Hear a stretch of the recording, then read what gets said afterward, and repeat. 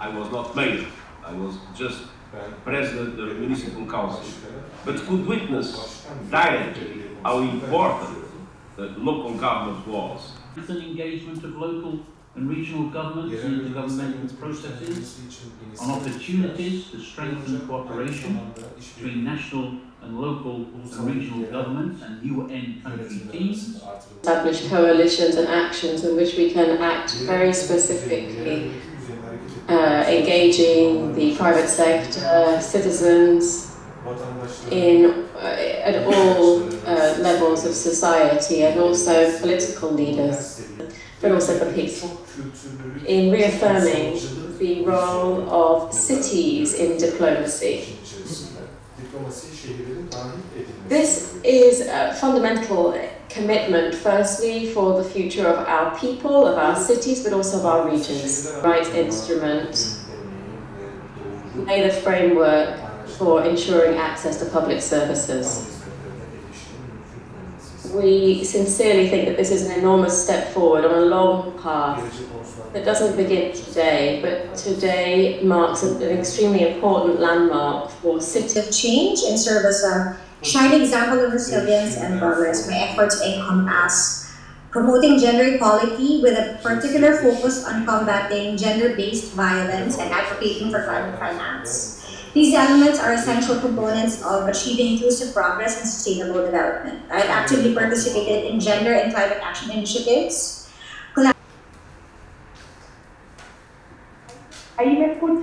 Now can you hear me? Yes, perfectly. Yes. Very well.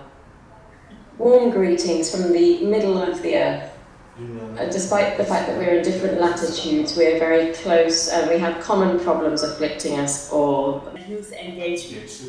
And I have to say that as a minister and mayor, I started my career being a youth representative to the General Assembly of the United Nations.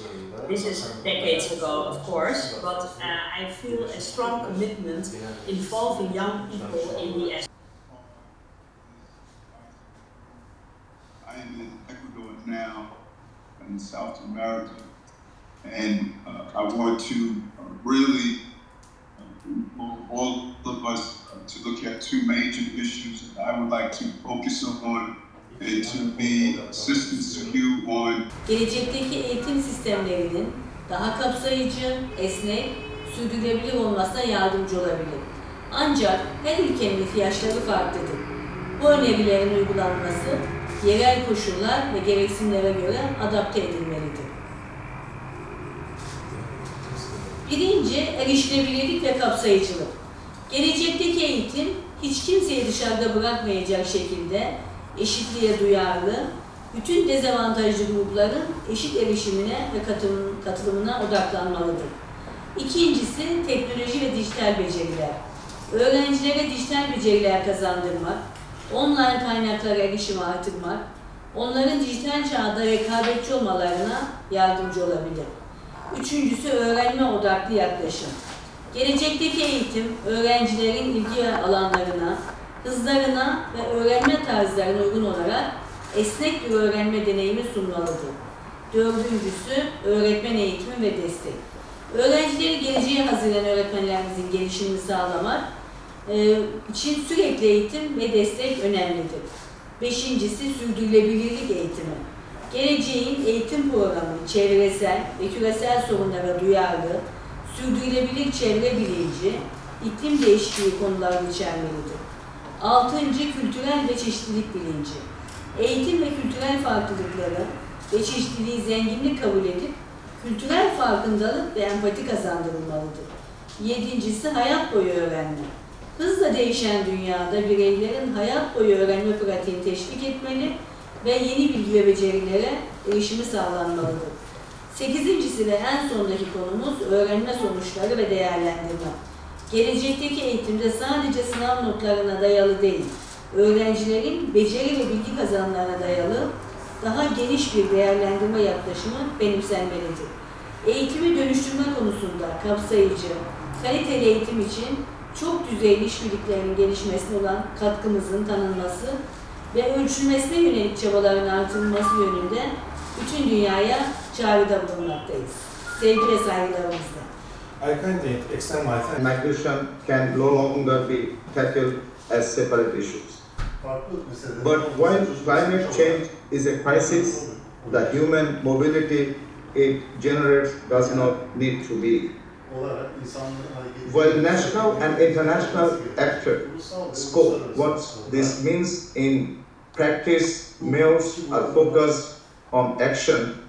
I thank our Secretary General rightly mentioned that, and I believe that local action is. And city administration possess enormous power to accelerate the shift away from fossil fuels and towards renewable energy and low carbon technologies. We have the size, we have the scale and the strength to make a colossal contribution in the race to net zero.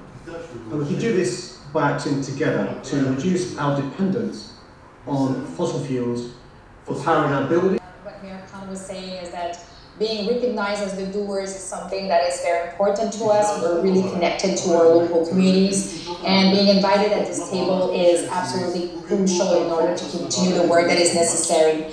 I'm going to focus on one element today, which is how we protect the biodiversity. Montreal, we were really happy to hold the COP15 on biodiversity, and the holding of this summit was absolutely decisive. And the Kunming Montreal is digital transformation using artificial intelligence with a great deal of skill. It is our duty to strengthen these rights by having digital infrastructure which fosters access to information and communication, and which also strengthens capacities and bolsters transparency. In Oman, we are striving tirelessly to achieve these goals through strategies which focus on work at a national level and other policies at an Today, we are all facing global shocks, emergency situations such as climate change, natural disasters, political tension, and of course, there is great urban growth. Policy efforts are increasingly necessary to respond to these threats. Local government representatives all have an obligation to strengthen multi-level governance, such as to guarantee leadership which complements other forms of leadership and compensates for problems. We are committed to global agendas and to for giving us this honor in serving this very important advisory group to the Secretary General. This is a real honor, and we promise to meet our obligations. Now I was asked to speak about access to public information as a catalyst to citizen inclusive participation in governance.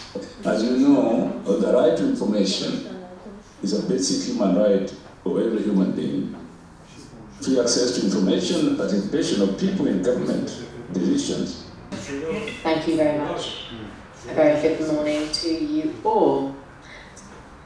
Allow me to begin by saying, distinguished Secretary General, I think I would like to thank you for two reasons. Firstly, the initiative for establishing this group, which is much needed, and secondly, for inviting the government of Spain to be a part of it. It's an engagement of local and regional governments and intergovernmental processes on opportunities to strengthen cooperation between national and local and regional governments and UN country teams, and recommendations on the United Nations